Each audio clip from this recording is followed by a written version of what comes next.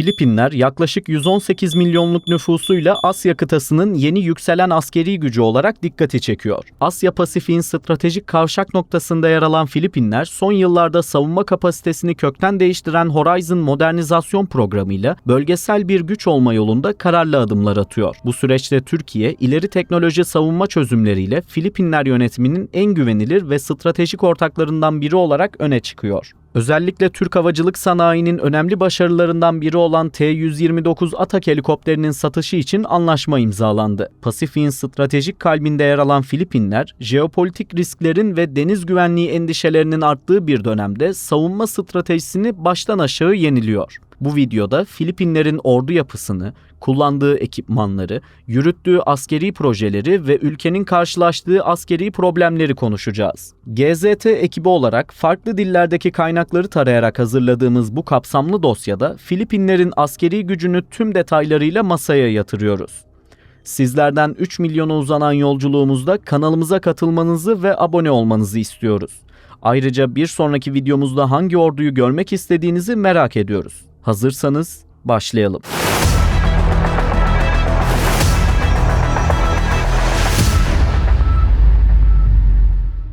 Ordunun yapısıyla başlayalım. Bu bölümde Filipinlere yönelik ilginç askeri notları da sizinle paylaşacağım. Ülkede zorunlu askerlik yok. Ancak anayasa gerekilen durumlarda vatandaşları askerliğe alma hakkını saklı tutuyor. Üniversite mezuniyeti için zorunlu olan Ulusal Hizmet Eğitim Programı ile gençler askeri eğitim veya sivil projeler arasında tercih yaparak vatana hizmet görevini tamamlıyor. Vatana hizmet etmek istiyorsan ya asker ol, ya çocuklara okuma yazma öğret ya da sivil bir projede çalış mantığıyla hareket ediyorlar. Mevcut hükümet, üniversite ve yüksekokul öğrencileri için askerlik eğitimini zorunlu tutmayı gündemde tutuyor. Henüz resmileşen bir durum yok. Kadınlar orduya katılabiliyor. Erkeklerle aynı eğitim parkurlarını aynı standartlarda geçiyorlar. Kadınlar için de hizmet zorunluluğu var. Tamamlamayanlar mezun olamıyor. Sizce vatana hizmet sadece silahla mı olur, yoksa gönüllü kamu hizmetleri de askerlik görevi sayılmalı mı? Fikirlerinizi yorumlarda bekliyoruz. Kadınlar sadece geri hizmette bulunmuyor. Yeterli olanlar keskin nişancılık yapıyor ve zırhlı birliklerde görev alıyor. Ordu 3 kuvvete ayrılıyor.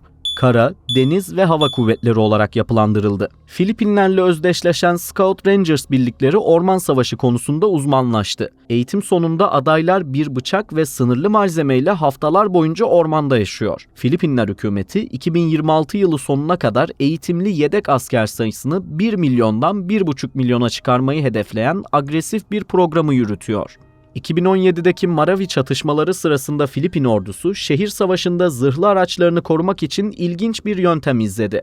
Araçları tahta ve kartonla kapladılar. O günlerde DAEŞ terör örgütüyle savaşıyorlardı. DAEŞ'in attığı RPG-7 roketlerinin ilk patlama etkisini hafifletmek için bu yöntemi tercih ettiler. Ordunun bütçesini araştırdık. 2020-2026 arasını inceledik. Gayri safi yurt içi hasılaya göre orduya ayrılan payı hesapladık. Verileri Dünya Bankası ve Stockholm Uluslararası Barış Araştırmaları Enstitüsü'nden derledik.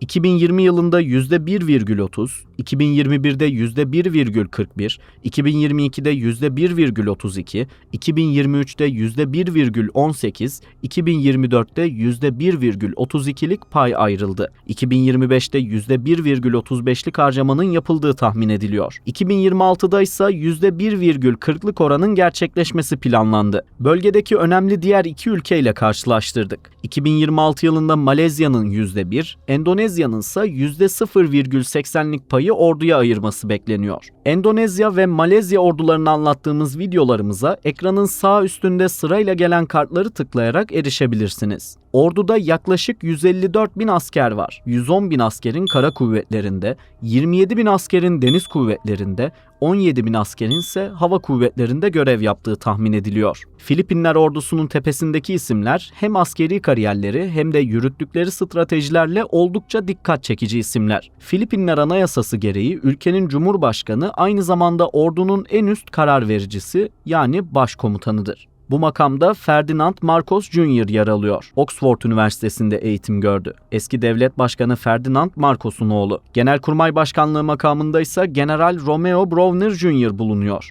2017'deki Maravi kuşatması sırasında sahadaydı. Marcos Jr. döneminde Amerika ile ilişkiler geliştirildi. Daha fazla üs kurma imkanı sağlandı. 2026'daki askeri tatbikatta Magsaysay üssünden açık denize Tomahawk füzesi atıldı. Bu gelişme ülke içinde ciddi tartışmalara yol açtı. Global Firepower Index araştırmasına göre Filipinler ordusu 145 ülke içinde 41. sırada. Ordunun kullandığı ekipmanlardan ve araçlardan bahsedelim. Kara kuvvetleriyle başlıyoruz. Filipinler piyadesinin belinde sadece bir tabanca değil, bir tarih yatıyor. Envanterin en kıdemli üyesi M1911 serisi. Yanında ise modern dokunuşlarla Beretta 92, Glock 17 ve Sig Sauer P226'lar bulunuyor. İsrail'den BUL Cherokee tabancalarını da sipariş ettiler. Piyade tüfeklerindeki yeni yüz Remington üretimi R4A3. M4 tüfeklerinin gelişmiş versiyonu olarak biliniyor. Brezilya'dan Taurus T4 tüfeklerini de satın aldılar. 2026 itibariyle envantere eklenen en taze kan Güney Kore'den geldi. DSAR-15 tüfekleri sipariş edildi. Ayrıca Alman üretimi HK416 ve Amerikan SIG-M400 özel kuvvetler tarafından tercih edildi. Avustralya'dan Steyr AUG tüfeklerini de envantere eklediler. Bulgaristan üretimi AR-M tüfeklerini de kullanıyorlar. Bu tüfek AK-47'nin ihracat versiyonu olarak biliniyor. Filipinler uzun yıllar sonra tank gücünü arttırdı. Birincil platform olarak İsrail ve İspanya ortaklığıyla geliştirilen Sabra hafif tankını satın aldılar. Onların yanında envanterin gediklisi İngiliz FV-101 Scorpion'lar bulunuyor.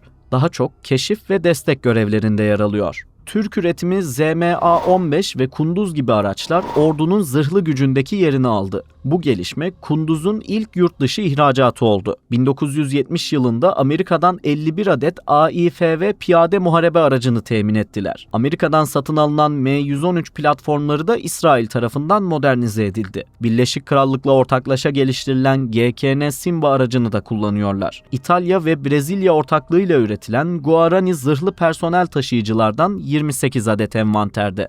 Filipinlerin yıllarca iç güvenlik operasyonlarında kullandığı GKN Simba ve V-150 komando araçları hala aktif görevde kalmaya devam ediyor.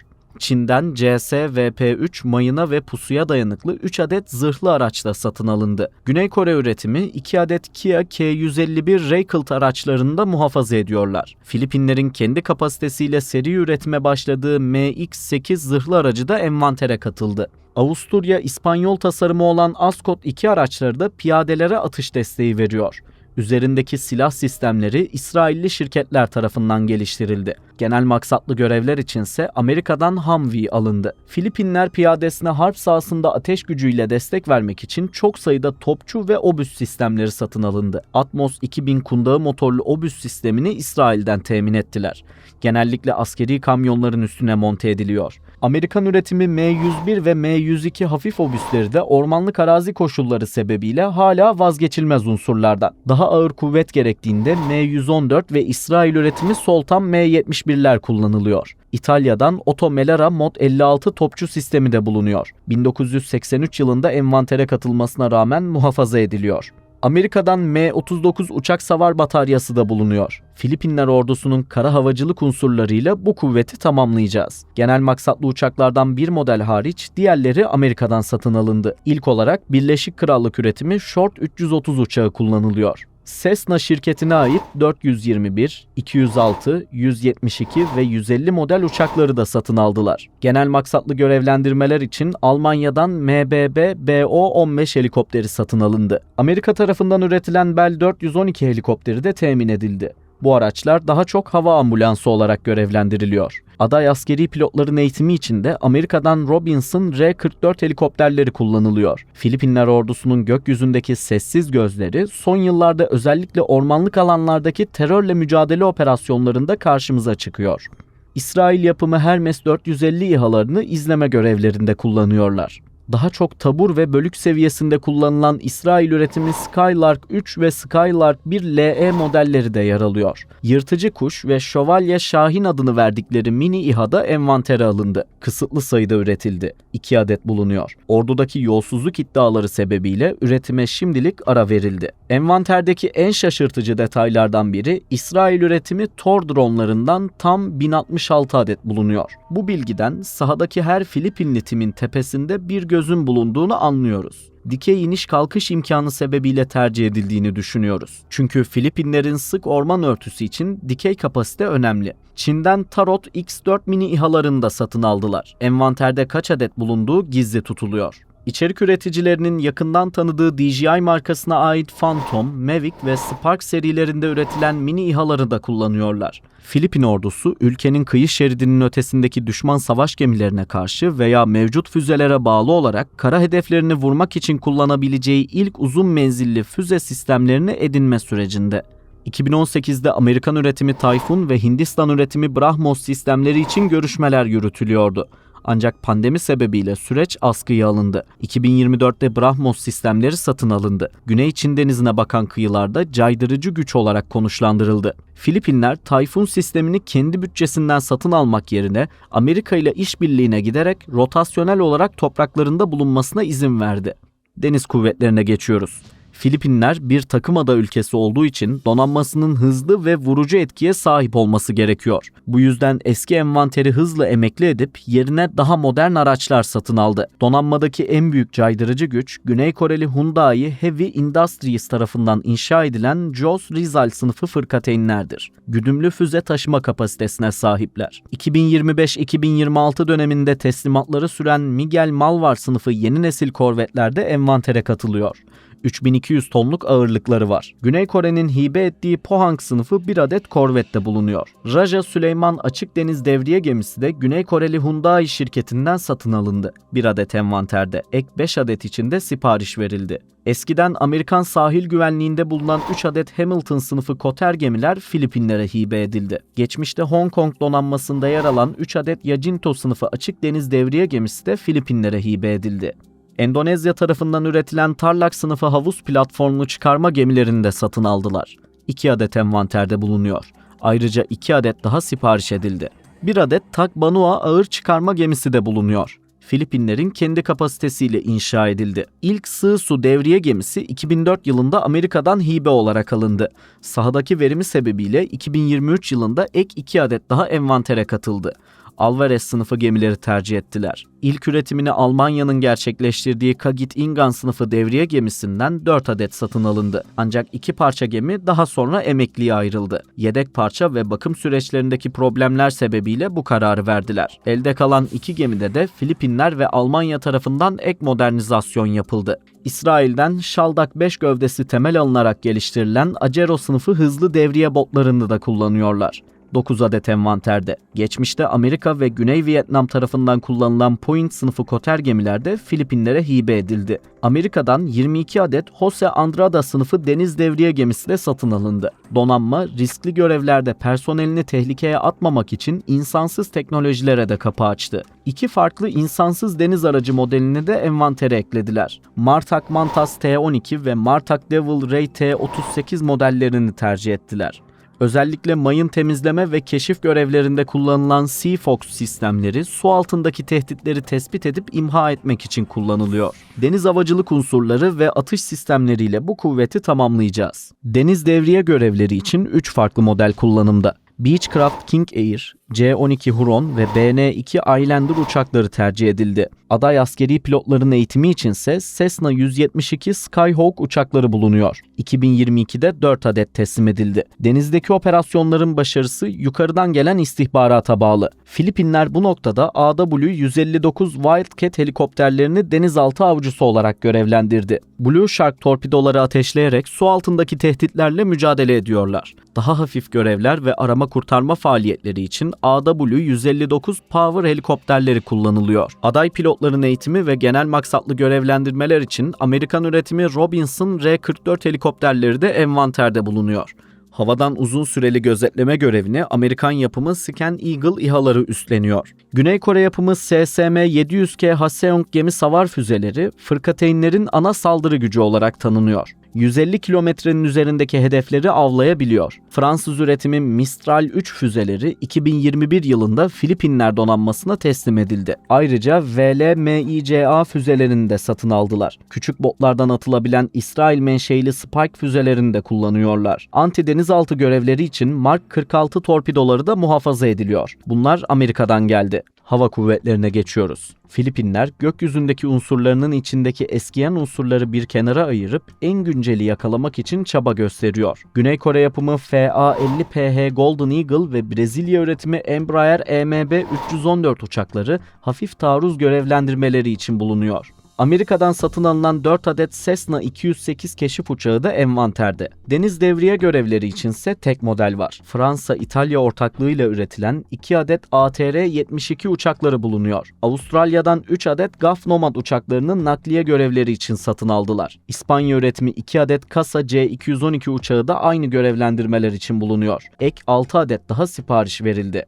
Amerika'dan C-130 Herkül ve C-130J Süper Herkül uçakları da ağır nakliye görevlendirmeleri için muhafaza ediliyor. Hafif nakliye operasyonları için Amerikan üretimi Twin Commander ve Hollanda üretimi Fokker F-27'ler bulunuyor. Filipinler Hava Kuvvetleri genel maksat ve arama kurtarma görevleri için geniş envanter havuzuna sahip. Amerika'dan UH-1, Bell 205, Bell 412 ve Sikorsky UH-60 helikopterleri kullanılıyor.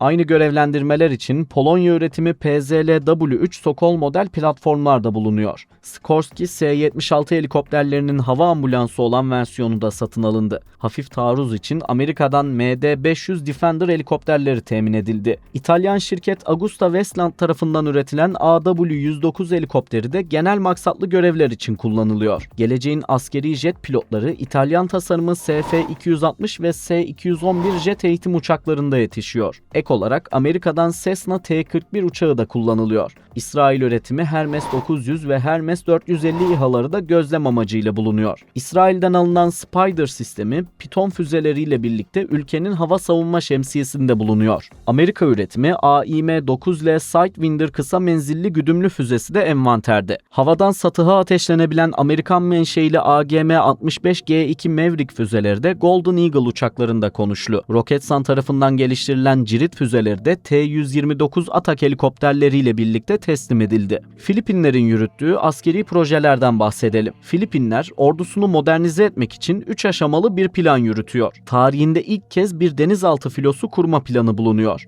Bu konuda Fransa ve Güney Kore ile görüşmeler devam ediyor. Ordu 10 yıllardır süren iç güvenlik odaklı yapısını terk ederek dış savunma ve münhasır ekonomik bölgelerin güvenliğine odaklandı. Artık strateji tehdidi karada beklemek değil, deniz geçiş noktalarında ve açık denizlerde karşılamak üzerine kurulu. 10 yıllık bir sürece yayılan yaklaşık 35 milyar dolarlık büyük bir bütçe planlandı.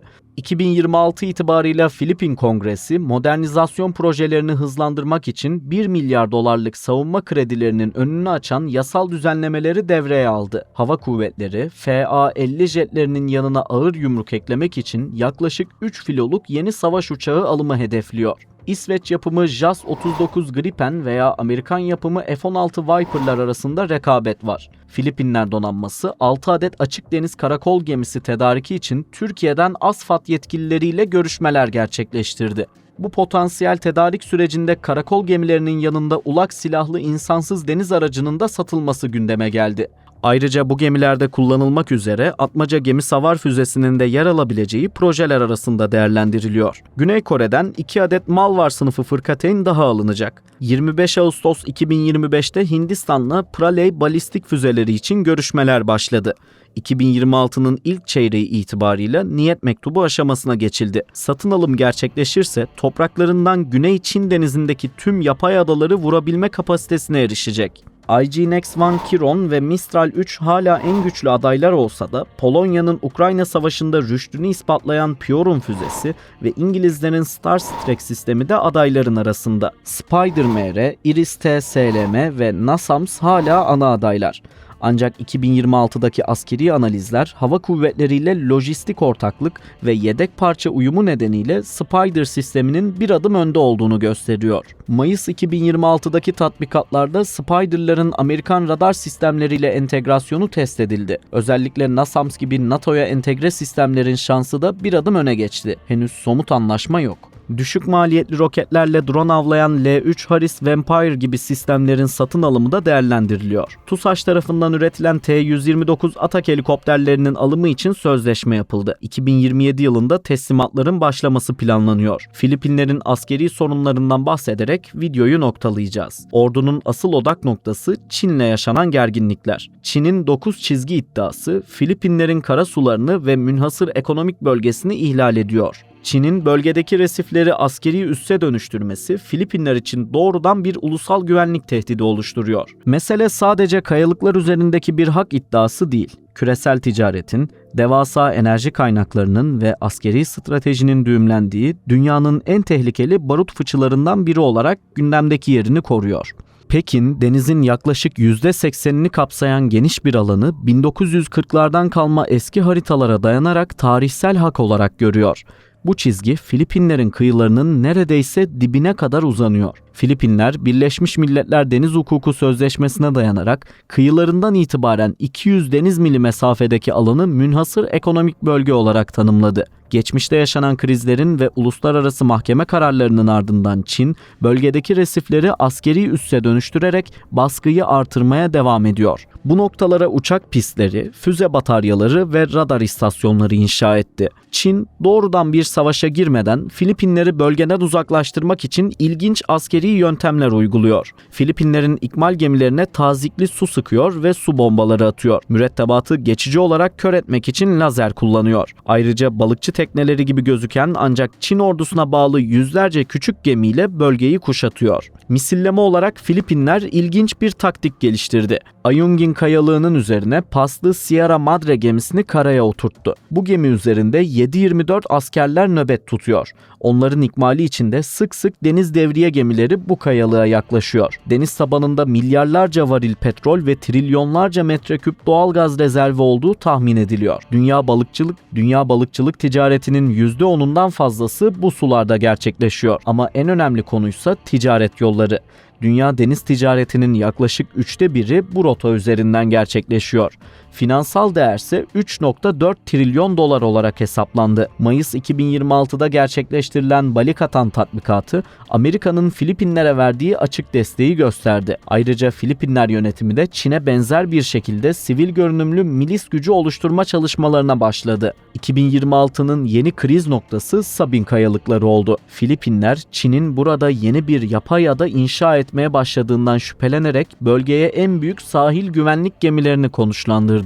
Bu meseleyi sadece birkaç kaya parçası için değil, soframızdaki balıktan arabamıza koyduğumuz yakıtın fiyatına kadar her şeyi etkileyecek küresel bir hakimiyet savaşı olarak düşünebiliriz. Sonuç olarak Güney Çin Denizi'ndeki büyük güç rekabetinin güvenlik riskleri, ordunun çok katmanlı ve teknoloji yoğunluklu bir savunma mimarisi inşa etmesini zorunlu kıldı. 2026 yılı itibarıyla ivme kazanan askeri atılım sadece envanteri yenilemedi. Asya Pasifik'teki güç mücadelesinde kullanılmak üzere ek direnç katkısı verdi. Ordu artık odağını iç güvenlikten deniz sınırlarının korunmasına çevirdi. Yeni füzeler ve savaş gemileri bölgedeki caydırıcılığı büyük oranda artırdı. Filipinler yönetimi bu adımlarla Pasifik'teki konumunu sağlamlaştırdı. Videoyu tamamladık.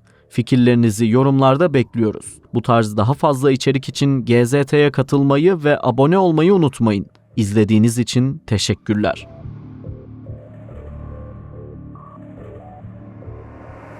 Filipinler yaklaşık 118 milyonluk nüfusuyla Asya kıtasının yeni yükselen askeri gücü olarak dikkati çekiyor. Asya Pasifik'in stratejik kavşak noktasında yer alan Filipinler, son yıllarda savunma kapasitesini kökten değiştiren Horizon modernizasyon programıyla bölgesel bir güç olma yolunda kararlı adımlar atıyor.